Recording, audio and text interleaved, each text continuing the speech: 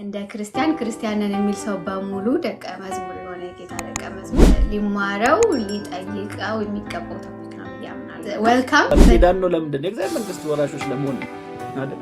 አንዱ ትልቁ ምክንያታችን እሱ መቼም የእግዚአብሔር መንግስትን አልፈልግም ኢየሱስ ነው የምፈልገው የሚላለን ከመካከላችን የመጀመሪያው ምክንያት እሱ እንደ አንድ የመንግስቱ ዜጋ ነኝ ብሎ እንደሚያምን አንድ አማኝ ስለዚህ ስለ እግዚአብሔር መንግስት ምን ያህል እናውቃለን የሚለውን ጥያቄ ሁላችንም ራሳችንን ልንጠይቅ ያስፈልጋል። ሜላይ ሰላም ላንተ ይሁን። እንዴት ነህ? ደህና ነህ ወይ? ዌልካም። እንዴት ናችሁ? ደህና ናችሁ ወይ? እግዚአብሔርን ህዝብ ማገልገል ትልቅ እድል ነውና በረከትም ነውና ከእግዚአብሔር ከአባታችን ከጌታም ከኢየሱስ ጸጋና ሰላም ይብዛላችሁ። እንግዲህ ራሳችን የእግዚአብሔር መንግስት ይሆናልና ስለ እግዚአብሔር መንግስት እንነጋገራለን። የእግዚአብሔር መንግስት ምንድነው በሚለው ሐሳብ ላይ የተወሰነ ነገር ለማውራት እንሞክራለን። እንደምታውቁት ርዕሱ በጣም ሰፊ ርዕስ ነው።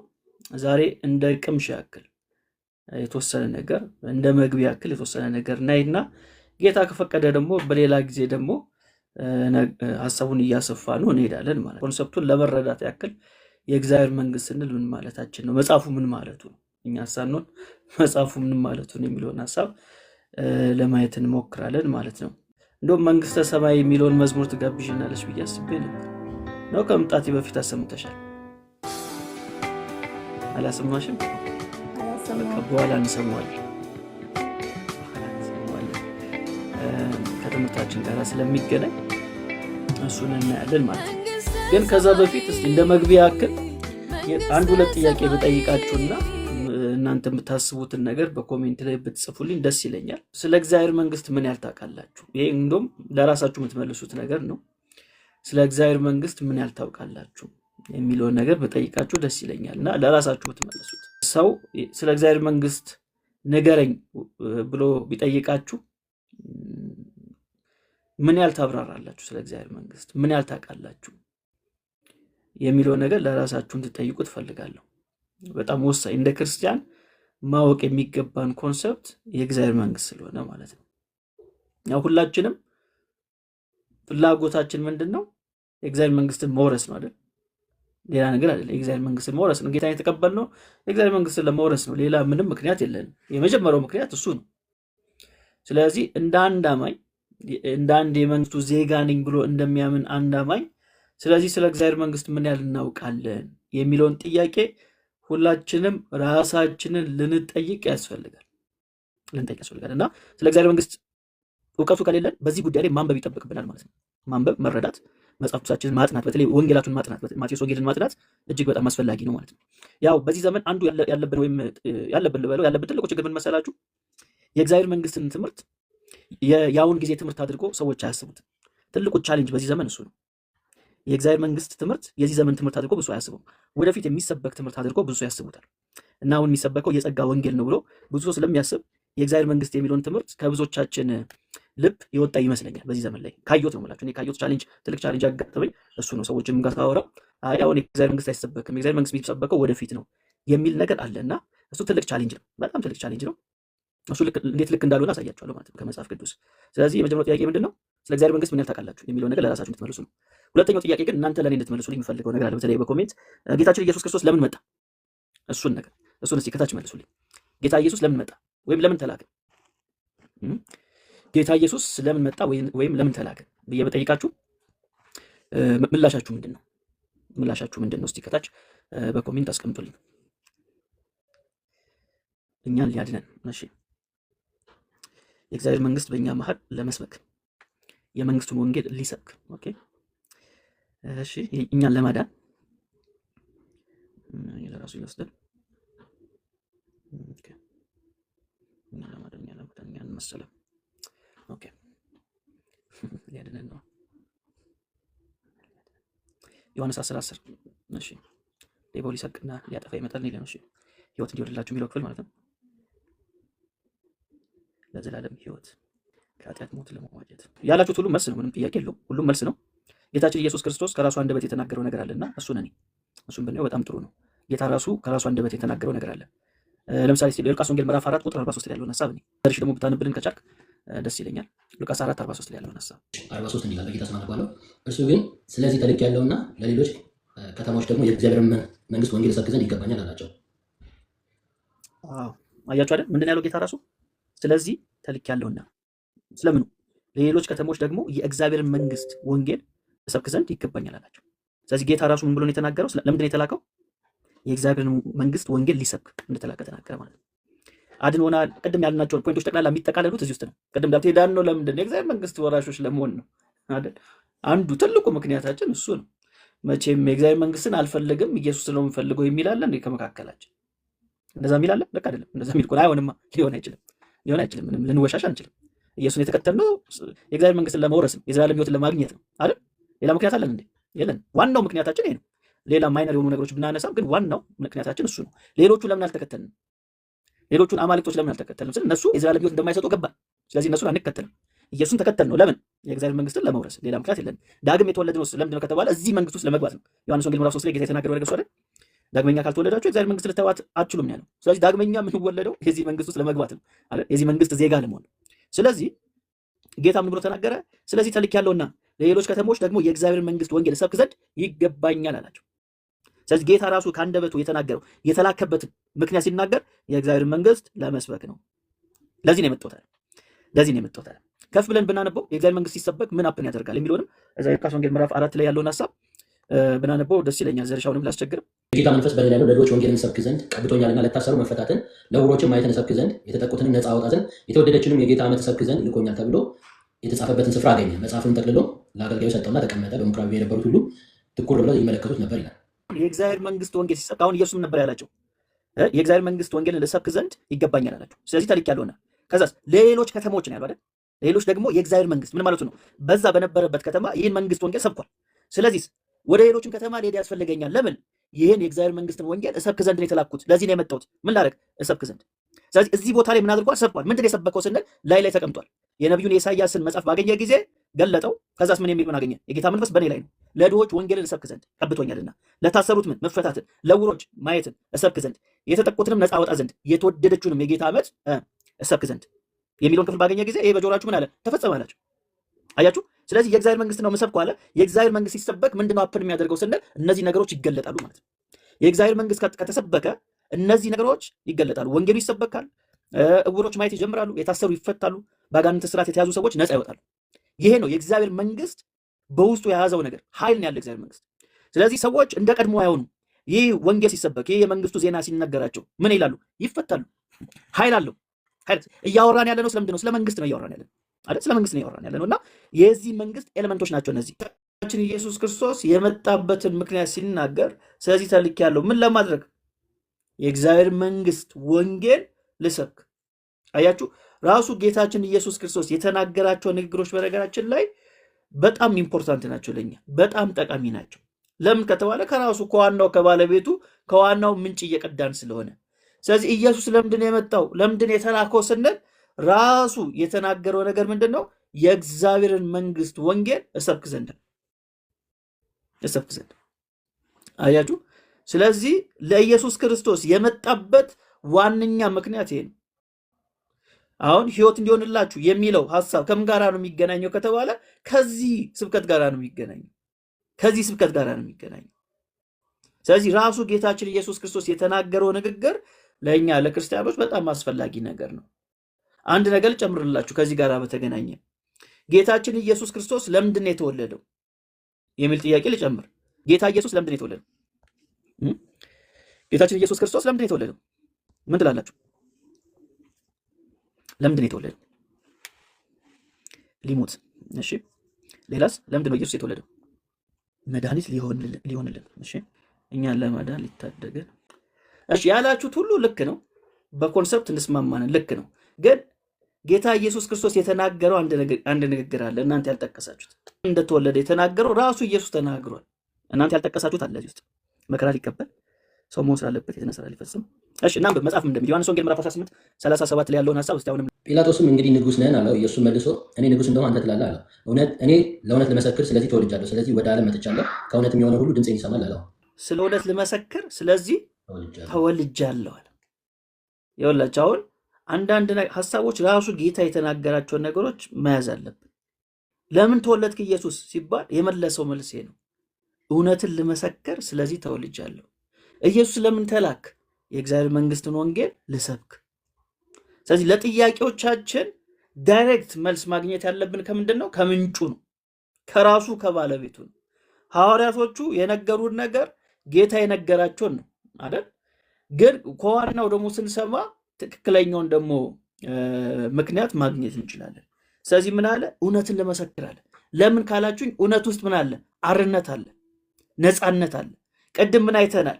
የታሰሩት ምን እንዲሆኑ ነፃ ይወጡ ዘንድ ስለዚህ መጥቻለሁ አለ። ስለዚህ እዚህ ጋር ደግሞ የተወለድኩት ለምንድን ነው? እውነትን ልመሰክር ነው አለ። አያችሁ፣ እዛ ጋር ደግሞ የእግዚአብሔር መንግስት ልሰብክ ነው አለ። ስለዚህ የእግዚአብሔር መንግስት ውስጥ ምን አለ ማለት ነው? እውነት ነው ያለው። በእውነት ውስጥ ደግሞ ምን አለ? ነፃነት አለ፣ አርነት አለ። ስለዚህ ምን እያልኳችሁ ነው? የእግዚአብሔርን መንግስት ስትሰብኩ ሰዎች ነፃ ይወጣሉ። በቃ ሰዎች ነፃ ነው የሚወጡት፣ ካሉበት እስራት ነፃ ይወጣሉ። ለምን ከተባለ ባህሪው ነው፣ የመንግስቱ ባህሪ እንደዚህ ስለሆነ ማለት ነው። የመንግስቱ ባህሪ እንደዚህ ስለሆነ ነው። ስለዚህ ስለ እግዚአብሔር መንግስት ስናስብ እነዚህን ነገሮችን ግዴታ ማሰብ አለብን፣ ግዴታ ማሰብ አለብን።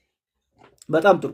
ስለዚህ እንደዚህ ካል የእግዚአብሔር መንግስት ስንል ምን ማለታችን ነው ወደሚለው ፖይንት ከማለፌ በፊት ጌታ ኢየሱስ ክርስቶስ እዚህ ጋር ስለምን እንደተላከ ነገረን። የመጣበትን ምክንያት የሚሰብከው ደግሞ ምን አይነት ስብከት እንደሆነ ነገረን።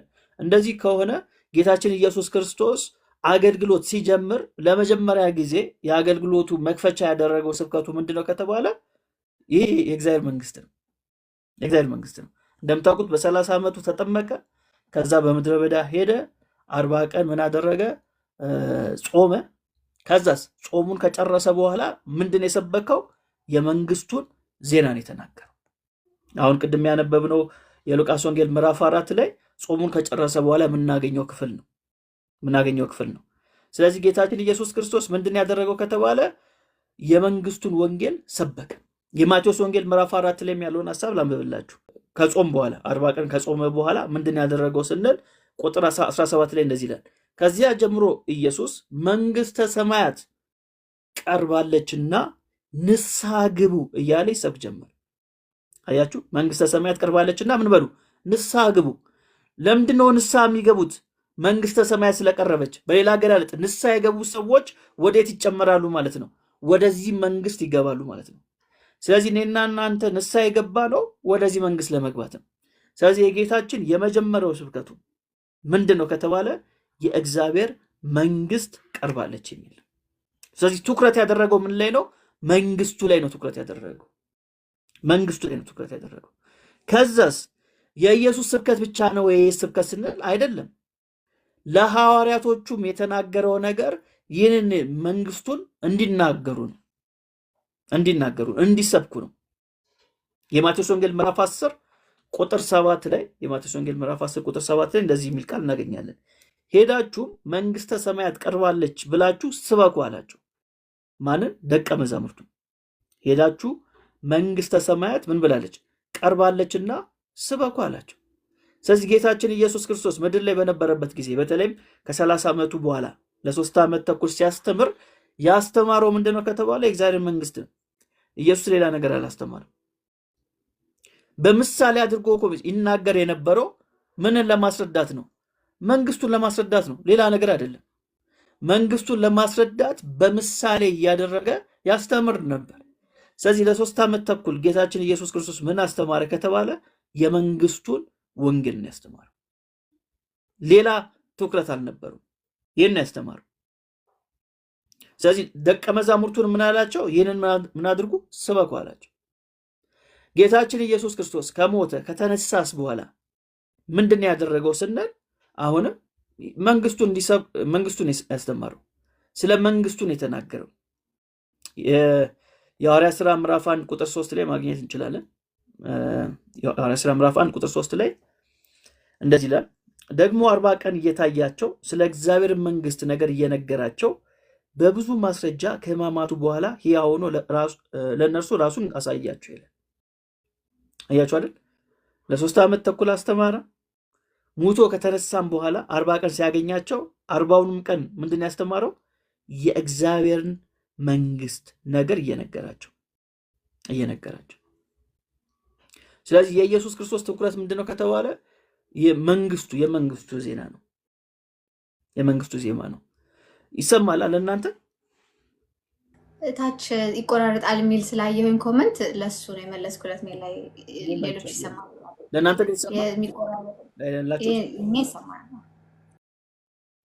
ኦኬ እሺ፣ አሪፍ።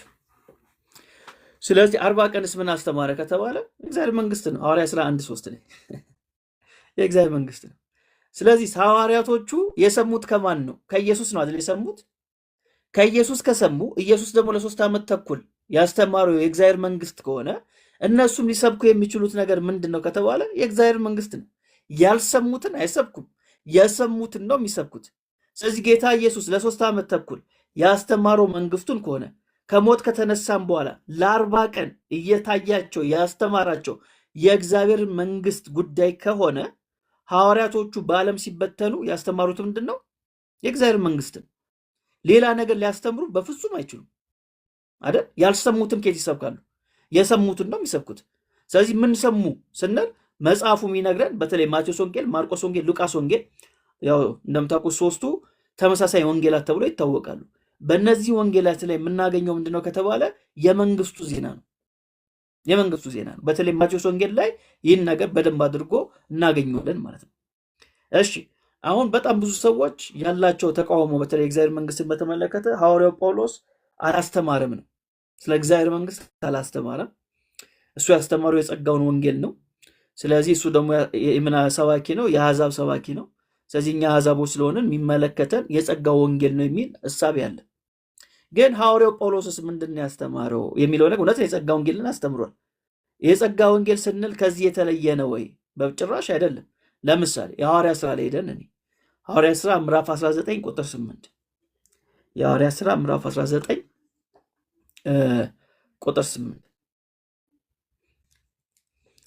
ቁጥር 8 ምን ይላል?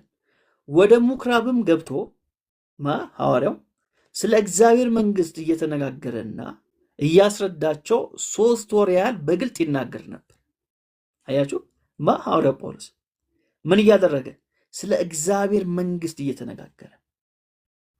አዎ ተባረኩ፣ ፖስትም ታደርጉ ሰዎች። ስለ እግዚአብሔር መንግስት ምን እያደረገ? እየተናገረ እያስረዳቸው 3 ወር ያክል በግልጥ ይናገር ነበር። ይሄ ብቻ አይደለም። የሐዋርያ ሥራ ምዕራፍ 28 ላይ ደግሞ እንሂድ። ቁጥር 31 የሐዋርያ ሥራ ምዕራፍ 28 ቁጥር 31 ምን ይላል? ማንም ሳይከለክለው የእግዚአብሔርን መንግስት ተመልከቱ። ማንም ሳይከለክለው የእግዚአብሔርን መንግስት እየሰበከ ስለ ጌታ ስለ ኢየሱስ ክርስቶስ እጅግ ገልጦ ያስተምር ነበር። አያችሁ አይደል? ማንም ሳይከለክለው። እንግዲህ ሐዋርያው ጳውሎስ ማንም ሳይከለክለው የሰበከው ምንድነው? የእግዚአብሔር መንግስት ነው። በዚህ ዘመን ግን እኛ እየከለከልነው ነው። የእግዚአብሔር መንግስት እሱ አልሰበከም፣ እሱ የጸጋውን ወንጌል ነው የሰበከው እያልን። በፍጹም አይደለም። ማንም ሳይከለክለው የእግዚአብሔር መንግስት እየሰበከ ከዛስ ስለ ጌታ ስለ ኢየሱስ ክርስቶስ እጅግ ገልጦ ያስተምር ነበር። ስለዚህ የእግዚአብሔር መንግስት ከሰበካችሁ ስለምንድን ነው የምትናገሩት? ስለ ኢየሱስ ክርስቶስ ነው የምትናገሩት። ምክንያቱም ኮንሰፕቱ እንደዛ ስለሆነ ስለ እግዚአብሔር መንግስት እየተናገረ እየሰበከ ስለ ጌታ ስለ ኢየሱስ ክርስቶስ ደግሞ እጅግ ገልጦ ያስተምር ነበር። ለምን ከተባለ ስለ መንግስቱ ስናወራ መንግስቱ ምን አለው? ንጉስ አለውና ያ ንጉስ ማን ነው? ጌታ ስለሆነ ስለ ኢየሱስ ማውራታችን ማይቀር ጉዳይ ነው። የእግዚአብሔር መንግስትና የኢየሱስ ክርስቶስ ጉዳይ የአንድ ሳንቲም ሁለት ገጽታ ነው። የአንድ ሳንቲም ሁለት ገጽታ ነው። ስለዚህ ሐዋርያው ጳውሎስ ይህንን ሰብኳል። ለምን ከተባለው የተማረው ከክርስቶስ ነው። እንደምታውቁት ጌታችን ኢየሱስ ክርስቶስ ተገልጦለት አስተምሮታል። በኋላ ላይ ደግሞ ሂዶ አማት ከሆኑ ሰዎች ደግሞ ሐዋርያቶች ደግሞ ምን ብሏል? የተማረው ነገር ትክክል መሆኑን አረጋግጧል። ስለዚህ ጌታ ኢየሱስ ለ3 ዓመት ተኩል ለ12ቱ ያስተማረው የእግዚአብሔር መንግስት ከሆነ ለሐዋርያው ጳውሎስ ልዩ ወንጌልን አይነግረውም፣ የተለየ ወንጌልን አይነግረውም። ያንን ወንጌል ነው የነገረው። ያለው ለውጥ ምንድነው ከተባለ ሐዋርያው ጳውሎስ ከሌሎቹ ሐዋርያት በተለየ መንገድ ኤፌሶን ምዕራፍ 4 ላይ ነው ካልተሳሳትኩ የሚናገረው ነገር አለ። የእግዚአብሔር ሚስጥርን ልገልጥ ይላል። ያ የእግዚአብሔር ሚስጥር ምንድነው ከተባለ አሕዛብ ከአይሁድ ጋር አንድ ላይ እንደሚወርሱ ይሄ ሚስጥር ለእኔ ተገልጦልኛል ይላል። ስለዚህ ዘ ኦንሊ ዲፍረንስ ሐዋርያው ጳውሎስ ጋር የምናገኘው ነገር ምንድን ነው? የአሕዛብ ሐዋርያ መሆኑ። ከዛስ የአሕዛብ ሐዋርያ የሆነበት ምክንያት ምንድን ነው ስንል ከአይሁዳውያን ጋር የእግዚአብሔር መንግስት አብሮ ወራሽ መሆናቸውን መግለጥ ነው ይህን ያደረገው እንጂ የእግዚአብሔር መንግስት አልሰበከም ልንለው አንችልም። የእግዚአብሔር መንግስት ያው እንደሰበከ ሉቃስ በሚገባ አድርጎ ከትቦልን እናገኛለን ማለት ነው። አያችሁ። ስለዚህ ይሄ ነገር በጣም ወሳኝ ነገር መሆኑን ልንረዳ ያስፈልጋል። ጌታችንም ለ3 ዓመት ተኩል ያስተማረው ከሞትም ከተነሳ በኋላ በትንሣኤ አካል ሆኖ የነገረን ነገር ምንድን ነው? ስለ መንግስቱ ነው። ስለ መንግስቱ ነው። ሐዋርያቶቹም እንዲሰብኩ የታዘዙት ምንድን ነው? ስለ መንግስቱ ነው። ሐዋርያው ጳውሎስም የነገረን ምንድን ነው? ስለ መንግስቱ ነው። ስለ መንግስቱ ነው። አንድ ጥቅስ ልጨምርላችሁ ከጌታችን ጋር በተገናኘ የማቴዎስ ወንጌል ምዕራፍ 9 ቁጥር 35 ላይ እንደዚህ ይላል። ኢየሱስም በምኩራቦቻቸው እያስተማረ የመንግስትንም ወንጌል እየሰበከ በሕዝቡም ያለውን ደዌና ሕማም ሁሉ እየፈወሰ በከተሞቻቸውም በመንደሮቻቸውም ሁሉ ይዞር ነበር። አያችሁ አይደል? ስለዚህ የመንግስቱ ወንጌል ሲሰበክ ምን አለ ማለት ነው? ፈውስ አለ። በነገራችን ላይ ጌታ ኢየሱስ ለፈውስ አላስተማረም። መንግስቱ ሲናገር ፈውሱ ይገለጣል። ይሄ ነው ፕሮሰሱ። ቆሞ የፈውስ 5 አይነቶች ብለን አላለም። ፈውስ የሚገኝበት 10 መንገዶች ብሎ አላስተማርም ጌታ። ያስተማረው መንግስቱን ነው። መንግስቱን ስትሰብክ ምን ይሆናል? ፈውስ ይመጣል። ጌታ ኢየሱስ አጋንንት ስለማስወጣት እኮ አላስተማርም። አጋንንት የምታስወጡት በዚህ መንገድ ነው፣ ይህን ቴክኒክ ተጠቀሙና አላለም። መንግስቱን ሲሰብክ አጋንንት ይገለጣል። ስለዚህ ተመልከቱ፣ ኢየሱስም በምኩራቦቻቸው እያስተማረ የመንግስትንም ወንጌል እየሰበከ በሕዝቡም ያለውን ደዌና ሕመም ሁሉ እየፈወሰ በገሊላ ሁሉ ይዞር ነበር። ማቴዎስ 4:23 ላይ እናገኛለን። ከዛስ ማቴዎስ 9:35 ላይ ሄዳችሁ ኢየሱስም በምኩራቦቻቸው እያስተማረ የመንግስትን ወንጌል እየሰበከ በሕዝቡም ያለውን ደዌና ሕመም ሁሉ እየፈወሰ በከተማዎችና በመንደሮች ሁሉ ይዞር ነበር። ይህን እናገኛለን። አያችሁ። ስለዚህ የመንግስቱ ወንጌል ሲሰበክ ምን ይገለጣል ማለት ነው? ኃይል ይገለጣል። ነፃነት ይመጣል። ሰዎች ነፃ ይወጣሉ። የማርቆስ ወንጌል ገና ምዕራፍ 1 ላይ ደግሞ ስንመጣ የማርቆስ ወንጌል ምዕራፍ 1 ላይ ስንመጣ መጥምቁ ዮሐንስ እንግዲህ መጥምቁ ዮሐንስን እናውቃለን። ምንድነው ስራው ስንል የኢየሱስ ክርስቶስ መንገድ ጠራጊ አይደል? ቀድሞ መጥቶ መንገድ የጠረገ ነው። ስለዚህ እሱ ጋር በተገናኘ ምንድነው እሱ የሰበከው ስንል እሱም የተናገረው ነገር ተመሳሳይ ነገር ነው። ምን ብሏል? እሱም መንግስተ ሰማያት ቀርባለችና ንስሐ ግቡ ነው ያለው። ንስሐ ግቡ። ለምሳሌ ማርቆስ 1:14 ላይ ዮሐንስንም አልፎ ከተሰጠ በኋላ ኢየሱስ የእግዚአብሔር መንግስት ወንጌል እየሰበከና ዘመኑ ተፈጸመ፣ የእግዚአብሔር መንግስት ቀርባለችና ንስሐ ግቡ፣ በወንጌልም እመኑ እያለ ወደ ገሊላ መጣ ይላል። ስለዚህ ዮሐንስም አስቀድሞ የሰበከው ነገር ይሄ ነው። ከዛ በኋላ ከዮሐንስ በኋላ የመጣውም ጌታችን ኢየሱስ ክርስቶስ ያስተማረው ነገር ምንድነው ስንል የእግዚአብሔር መንግስት ነው። አያችሁ፣ የእግዚአብሔር መንግስት ቀርባለችና ምን በሉ? ንስሐ ግቡ፣ በወንጌልም እመኑ። ይሄን ነው የምናገኘው። ስለዚህ ጌታችን ኢየሱስ ክርስቶስ በተለይ ወንጌል የእግዚአብሔር መንግስት ተብሎም ይጠራል። ወንጌል በራሱ ለምሳሌ የማርቆስ ወንጌል ምዕራፍ 8 የማርቆስ ወንጌል ምዕራፍ 8 ቁጥር 35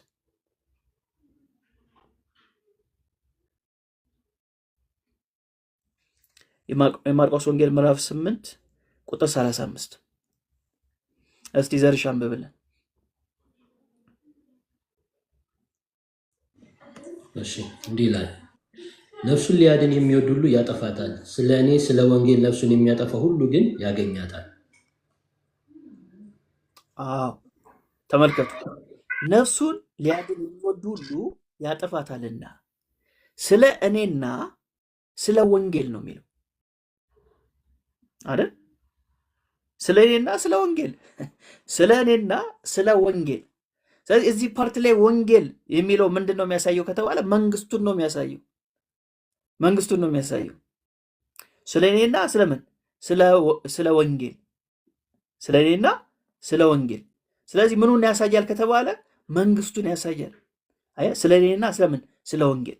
ስለዚህ መከራ የምንቀበለው መስቀሉ የምንሸከመው ስለ ኢየሱስና ስለ መንግስቱ ስንል ነው። ስለ ኢየሱስና ስለ መንግስቱ ስንል ነው። ይሄ ብቻ አይደለም። የማርቆስ ወንጌል ምዕራፍ 10 ቁጥር 29 ላይም ተመልከቱ። የማርቆስ ወንጌል ምዕራፍ 10 ቁጥር 29 ላይ በተለይ ምጽፉ ሰዎች ጥቅሶቹን በደንብ ያዟቸውና እናንተ ቤት በደንብ ቁጭ ስትሉ ይዋቸው።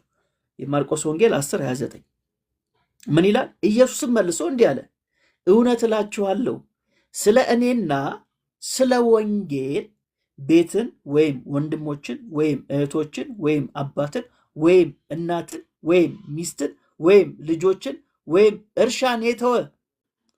አያችሁ፣ አሁን በዚህ ዘመን ከስደት ጋር ቤቶችና ወንድሞችን እህቶችንም እናቶችንም ልጆችንም እርሻንም 100 እጥፍ በሚመጣው ዓለም የዘላለም ሕይወትን የማይቀበል ማንም የለም አላቸው።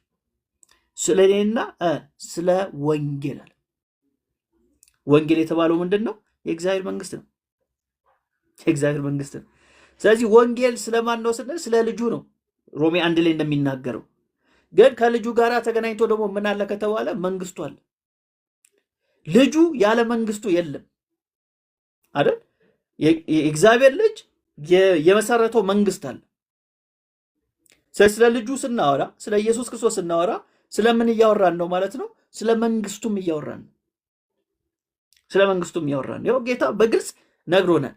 ስለ እኔና ስለምን ስለ ወንጌል አለ። ስለ እኔና ስለ ወንጌል።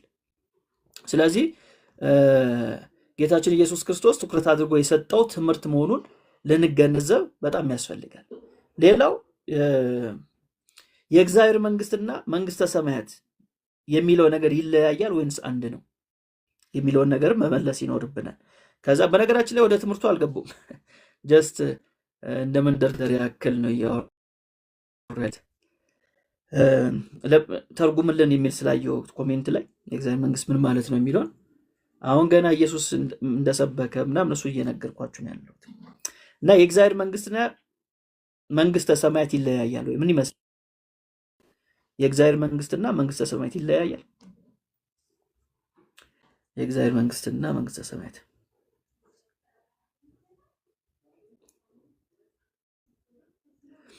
ሁለቱ አንድ ነው ወይንስ ይለያያል? ምን ይመስላችኋል? የመንግስቱ ዜጋዎች እሺ፣ አንድ ነው? አይለያይም? አይለይም? አንድ ነው። እሺ፣ እኮ ይለያያል ካላችሁ በዚህ ምክንያት በሉ። አንድ ነው ካላችሁ ግን ምክንያት ያስፈልገው።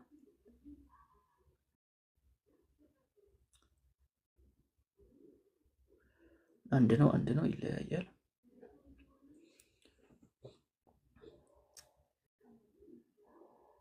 እሺ፣ ይህንን እንግዲህ እስቲ በሁለት መንገድ አድርጌ ልመልስላችሁ።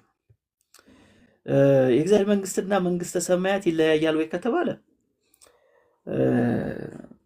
በኮንሰፕት ደረጃ አይለያይም። በኮንሰፕት ደረጃ አይለያይም። መንግስተ ሰማያት የሚለውን ቃል የምናገኘው የማቴዎስ ወንጌል ላይ ነው። ማርቆስ፣ ሉቃስ ላይ ደግሞ የእግዚአብሔር መንግስት ነው የሚል የምናገኘው። ኮንሰፕታቸው አንድ ነው። ግን መንግስተ ሰማያት ሲባል እግዚአብሔር ሩል የሚያደርግበት ግዛቱን ነው የሚያሳየው። መንግስተ ሰማይ ሲባል ሬን የሚያደርግበት እግዚአብሔር ጌታችንም ሲያስተምር አባታችን ወይ በሰማያት የምትኖር አይደል ያለው እና እናውቃለን። እግዚአብሔር መንፈስ ነው፣ በሁሉ ቦታ ይገኛል። ግን በሎኬሽን ደረጃ ስንናገር የት ነው የምንናገረው? ሰማይ ብለን ነው የምንናገረው አይደል? ስለዚህ መንግስተ ሰማያት ስንል እግዚአብሔር ሬን የሚያደርግበት የሚገዛበት ስፍራ መሆኑን እንረዳለን ማለት ነው። እሱን ነው የሚያሳየው ሰማያት ስንል። ከዛ ውጪ በኮንሰፕት ደረጃ ግን የእግዚአብሔር መንግስትና መንግስተ ሰማያት ስንል ተመሳሳይ ሀሳቦችን ይዛል፣ ተመሳሳይ ጽንሰ ሀሳቦችን ይዛል። እኔ ማምነው እንደዚህ ነው። መጽሐፉ ላይ የምናገኘው ነገር እንደዚህ ነው። አንዳንዴ ግን አንዳንድ ሰዎች የእግዚአብሔር መንግስት የሚለው ቃል ፐርሰንን ያሳያል ብሎ የሚያምኑ አሉ። ፐርሰንን ያሳያል፣ አካልን ያሳያል ብሎ የሚያምኑ አሉ። እንዴት ነው ከተባለ እሱን እስቲ ላሳያችሁ። ካሜራ ልገልብጥና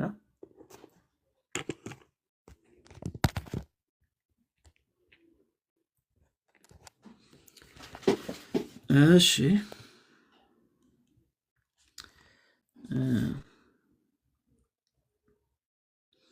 ጌታችን ለምሳሌ ማቴዎስ ወንጌል ምዕራፍ 6 ላይ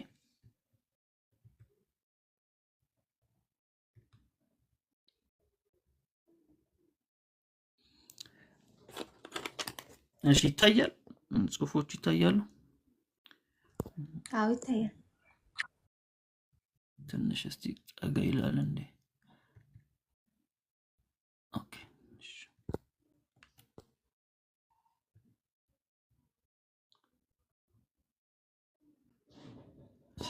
እሺ እዚህ ጋር ምን ይላል? ነገር ግን አስቀድማችሁ የእግዚአብሔር መንግስት ጽድቁንም ፈልጉ ይላል አይደል? ጽድቁንም ፈልጉ። ኦኬ እሺ የእግዚአብሔር መንግስት ጽድቁንም አይደል የሚለው? ጽድቁንም የሚለው ምኑን ነው? ጽድቁንም ሲል ምኑን ነው እየተናገረ? የእግዚአብሔር መንግስት ጽድቁንም አይደል የሚለው? ስለዚህ የምትለዋ ምንን አመልካች ነች? እዚህ ጋር ያለው ነው አይደል? የዚህ መንግስት ጽድቁንም። ይህንን የበለጠ ክሊር ለማድረግ በእንግሊዝኛው ላሳያችሁ።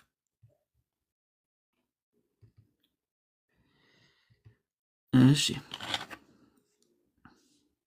ምን ይላል?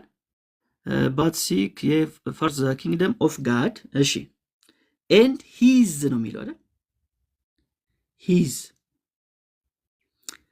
ሚል his righteousness። ስለዚህ his የሚለው ስለምንድን ነው እያወራ ያለው? ስለ ኪንግደም ኦፍ ጋድ ነው እያወራ ያለው። ስለዚህ his ደግሞ ያው አካል ላለው ነገር ነው የሚጠቀሰው አይደል? ኢትስ righteousness አላለም። እንደ መንግስት ዝም ብሎ እንደ ኮንሰፕት ከሆነ ኢትስ ነበር ማለት ያለበት። ስለዚህ his righteousness ነው የሚለው። ስለዚህ his የሚለው እዚህ ጋር the kingdom of God የሚያሳይ ስለሆነ አካላዊ በሆነ መንገድ ስለሆነ የተጠቀሰው kingdom of God የሚያሳየው አካልን ነው የሚል እምነት አለ። አካልን ነው የሚያሳየው his ስለሚል።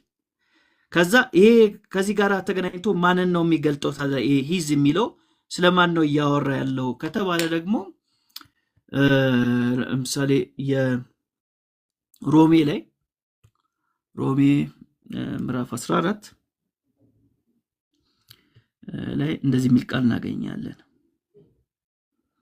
14:17 ላይ ምን ይላል? የእግዚአብሔር መንግስት ጽድቅና ሰላም በመንፈስ ቅዱስም የሆነ ደስታ ናት እንጂ መብልና መጠጥ አይደለችም ይላል አይደል? የእግዚአብሔር መንግስት ጽድቅና ሰላም ከዛስ በማን? በመንፈስ ቅዱስም።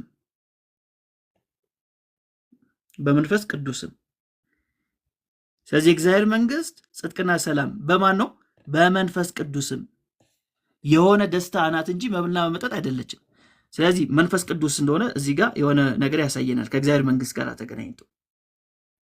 ከዛ ጌታችን ኢየሱስ ክርስቶስ የሉቃስ ወንጌል ምዕራፍ 17 ላይ አንድ የነገረን ነገር አለ። የሉቃስ ወንጌል ምዕራፍ 17 ላይ ቁጥር 21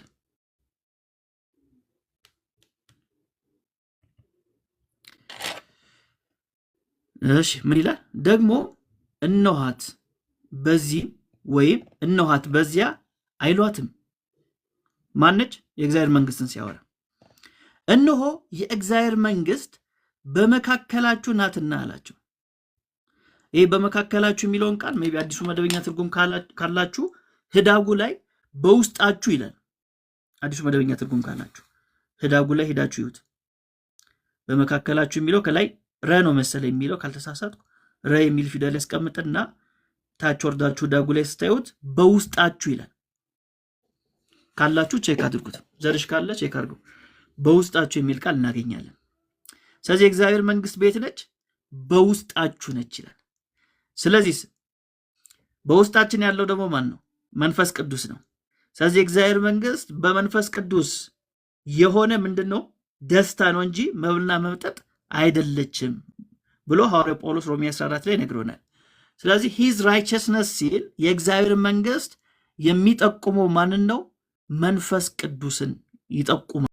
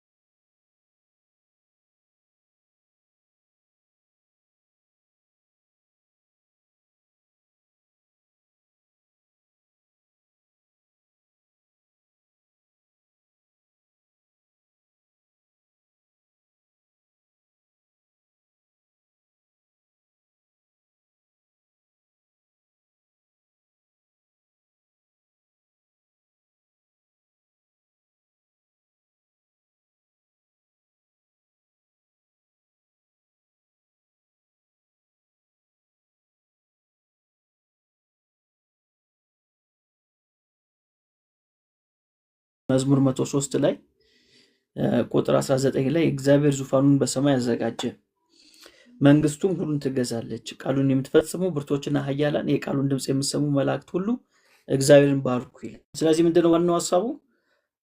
እግዚአብሔር ንጉስ ከሆነ፣ እግዚአብሔር ጌታ ከሆነ እርሱ እኛ ላይና የኛ በሆነው ነገር ላይ ሁሉ ምንድነው ንጉስ ነው የሚለውን ሐሳብ ልትረዱት ነው መፈልገውና ለዛ ነገር ደግሞ ሁሉ ጊዜ ምን መስጠት አለብን?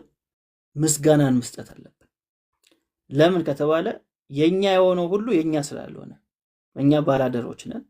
እግዚአብሔር ለጊዜው ነው የሰጠን። ስለዚህ እሱ ለሰጠን ነገር ላይ ደግሞ ምን ማድረግ አለብን? መልሰን ክብሩን ምስጋናውን ደግሞ ለሱ መስጠት አለብን። ስለዚህ ዳዊት የሚነግረን ነገር ይሄን ነው። ከመንግስቱ ጋር አገናኝቶ ምን አድርጉት ነው የሚለው? እግዚአብሔርን ባርኩት፣ እግዚአብሔርን አመስግኑት ይለናል። ስለዚህ ኢየሱስ ጌታ ነው ስንል፣ እርሱ የበላያችን ነው ስንል የኛ የሆነ ነገር የለም እያልን ነው። ሁሉ ነገር የማን ነው? የእርሱ ነው እያልን ነው። ለዚህ ደግሞ እንደ ምስክር ያዕቆብ መልእክት ምዕራፍ 4 ላይ ያለውን ሐሳብ ላሳያችሁ። በጌታ ፊት ራሳችንን አዋርዱ፣ ከፍ ከፍ ያደርጋችኋል ይላል። ወንድሞች ሆይ እርስ በራሳችሁ አትተማሙ። ወንድሙን የሚያማ በወንድሙ የሚፈርድ ሕግን ያማል፣ በሕግ ይፈርዳል። በሕግም ብትፈርዱ ፈራጅ ነህ እንጂ ሕግ አድራጊ አይደለም። ሕግን የሚሰጥና የሚፈርድ አንድ ነው፣ እርሱም ሊያድንም ሊያጠፋም የሚችል ነው። በሌላው ግን የምትፈርድ አንተ ማነህ? አሁንም ዛሬ ወይም ነገ በሌላው የምትፈርድ አንተ ማነህ? አሁንም ዛሬ ወይም ነገ ወደዚህ ከተማ እንሄዳለን፣ በዚያም ዓመት እንኖራለን፣ እንነግድማለን፣ እናተርፋለን የምትሉ እናንተ ተመልከቱ፣ ነገ የሚሆነውን አታውቁምና ሕይወታችሁ ምንድን ነው? ጥቂት ጊዜ ታይቶ በኋላ እንደሚጠፋ እንፋሎት ናችሁና። በዚህ ፈንታ ጌታ ቢፈቅድና ብንኖር ይህን ወይም ያንን እናደርጋለን ማለት ይገባችኋል። አሁን ግን በትዕቢታችሁ ትመካላችሁ። እንደዚህም ያለ ትምክህት ሁሉ ክፉ ነው። እንግዲህ በጎ ለማድረግ አውቆ ለማይሰራው ኃጢአት ነው። አያችሁ አይደል? አሁን ያዕቆብ የሚነግረን ነገር አለ። አሁን ጌታ የሚል ነገር ይነግረናል። ቁጥር 10 ላይ በጌታ ፊት ራሳችሁን አዋርዱ ይላል። ከዛስ እሱ ምን ያደርጋችኋል? ከፍ ከፍ ያደርጋችኋል አይደል? እሱ ጌታችሁ ነው። ጌታችሁ ከሆነ ቦታችሁን እወቁ ነው። ቦታችንን ማወቅ አለብን። ስለዚህ ራሳችንን በሱ ፊት ማዋረድ አለብን። ስናዋርድ ደግሞ ለትህትና አይደለም፣ ለትህትና ብለን አይደለም። ቦታችን ያ ስለሆነ ነው። ቦታችን ያ ስለሆነ አሁን እኛ ሀገር ብዙ ጊዜ ትህትና የሚባለው ነገር ይገባኛል ብለህ እንደሚገባ እያወቅ አይገባኝም ማለት ነው ትህትና። አሁን ብዙ ጊዜ አይደል እኛ ሀገር በጣም የለመደው ነገር ይገባኛል ይላል ውስጥ፣ ግን በአንደበት ምን ትላለህ? አይገባኝም ትላለህ። እኛ ሀገር የተለመደው እሱ ነው። እዚህ ጋር ግን ይገባኛል እያልክ አይደለም ራስን የምታዋርደው፣ ቦታ ያ ስለሆነ ነው። ቦታ ያ ነው፣ ከጌታ በታች ነው ቦታ። ስለዚህ ራሳችሁ ምን አድርጉ? አዋርዱ። ከዛስ እሱ ምን ያደርጋችኋል? ከፍ ከፍ ያደርጋችኋል ካልን በኋላ ስለ ሕግ ነው የሚነግረን። ሕግ ይላል። ሕግን የሚያወጣው ማን ነው ከተባለ ንጉሱ ነው ሕግ የሚያወጣው። በእግዚአብሔር መንግስት ውስጥ በኪንግደም ውስጥ ሕግን የማውጣት ኃላፊነት ማን ያለው? ንጉሱ ነው። ስለዚህ ስለ ሕግ ይነግረናል። ስለ ሕግ ከነገረን በኋላ ቁጥር 13 ላይ በጣም ዋናው ፖይንት እሱ ነው።